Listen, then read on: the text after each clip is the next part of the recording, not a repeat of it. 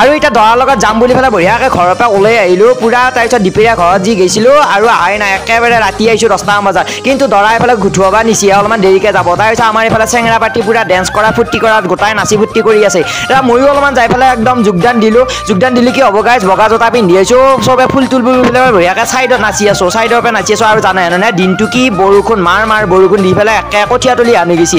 কঠীয়া তুলি পথৰতো মানে বোকা অলপমান কমত থাকে, যিহে একেবাৰে এই ৰাস্তাই একেবাৰে ভোজৰ খলাত বোকা হৈছে, একেবাৰে আঠা মাৰি ধৰে।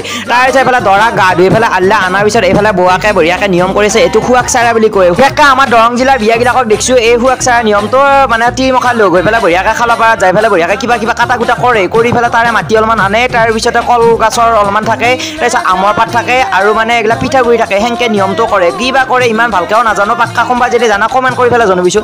এইফালে আমাৰ দৰা পুৰা ৰেডি হ'ল, পুৰা ওলাই দিছে, একদম বৰ ধুনীয়া লগা কৰি দিছে। এতিয়া দৰা যাব লাগি ৰেডি, আমি গোটাই মখা লগ হৈ পেলাই দৰালে লৈ পেলাই যাওঁগৈ বুঢ়াখাটত কইনা গাইছ।